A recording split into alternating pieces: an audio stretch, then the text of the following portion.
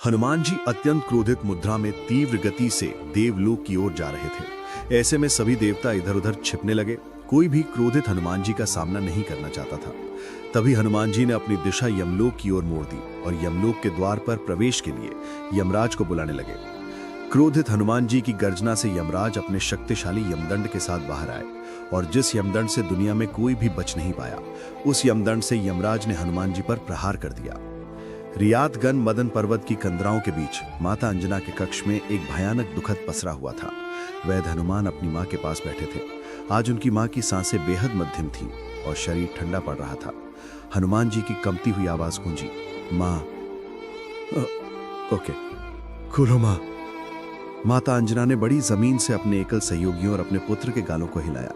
उनका स्वर एक कैथोलिक स्पंदन जैसा था। वत्स, मेरा समय आ गया है, अब मैं जाऊंगा। नहीं मां, नहीं। हनुमान चीख उठे, अब मुझे कहीं और नहीं जा सकते। परंतु विधि का विधान अटल था। अगला ही क्षण माता अंजना का शरीर निश्चल हो गया, उनका संसार थमा गया। ये देखते ही हनुमान की आंखों में प्रलय की लहरें उठना, उनके शरीर को अग्निपुंज की भांति तपने लगा। उनके अंदर का रुद्र जाग उठा और वो एक चीख पूरी तरह से ब्रह्मांड कांप गया। किसने साहस किया मेरी मां को मुझसे छीनने का? कौन है वो जो मेरी मां को ले गया? क्रोध और पीड़ा से भरा बालक हनुमान खड़ा हुआ, पर अब वो केवल एक बालक नहीं बल्कि स्वयं महाकाल का रूप ले चुका था। उनकी भुजाएं फरकने लगीं तथा आंखों से विद्युत की कौंध निकलने लगी। उनके शरीर का तेज सहस्त्र सूर्यों को भी फीका कर रहा था। तभी बाल हनुमान जी ने गर्जना करते हुए कहा, यदि मेरी मां नहीं तो ये सृष्टि क्यों, ये ब्रह्मांड क्यों? कौन है वो मृत्यु का स्वामी? आज या तो मेरी मां लौटेंगी या इस ब्रह्मांड से कालकांत होगा। और अगले ही पल उन्होंने पृथ्वी से ऐसी छलांग लगाई कि आकाश फट गया। बचाओ मेरे इस अस्त्र से, रूप में हनुमान जी पर फेंका। वह शूलास्त्र हवा को चीरता हुआ प्रलय की आवाज करता है हनुमान जी की ओर से बढ़ाया गया। तब हनुमान जी ने अपनी गदा को तेजी से घुमा दिया, जिसे परिघास्त्र प्रकट हो गया और हवा में ही चिंगारियां चूर चूर हो गईं। अब शुरू हुआ दो महाबलियों का युद्ध, जिसे देखकर देवता भी कांप उठे। कुंभकर्ण ने अपनी राक्षसी माया से अग्नि अस्त्र का आह्वान किया और अग्नि के विशाल गोलों की वर्षा हनुमान जी पर कर दी। पूरा रण क्षेत्र दहक उठा।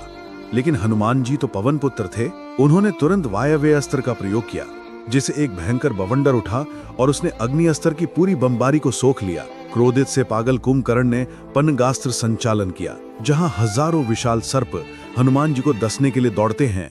ये देख के हनुमान जी ने अपने आराध्य गरुड़ देव का स्मरण कर गरुड़ अस्त्र का प्रयोग किया। पलक झपकते ही हजारों विशाल गरुड़ प्रकट हुए और उन्होंने सभी सर्पों को नोच कर समाप्त कर दिया। कुंभकर्ण को आश्चर्य हुआ कि ये वानर अपनी हर माया को काट रहा था। फिर उसने स्वयं शिव का प्रलयंकारी त्रिशूल से हनुमान जी पर प्रहार किया, तो हनुमान जी ने उस त्रिशूल को खिलौने के सदृश पकड़कर उसके टुकड़े टुकड़े कर दिए। तब और मौका मिला ही उन्हें उठा लिया। फिर तेजी से लंका की तरफ ग्रोथ लगा और फिर युद्ध भूमि में प्रवेश।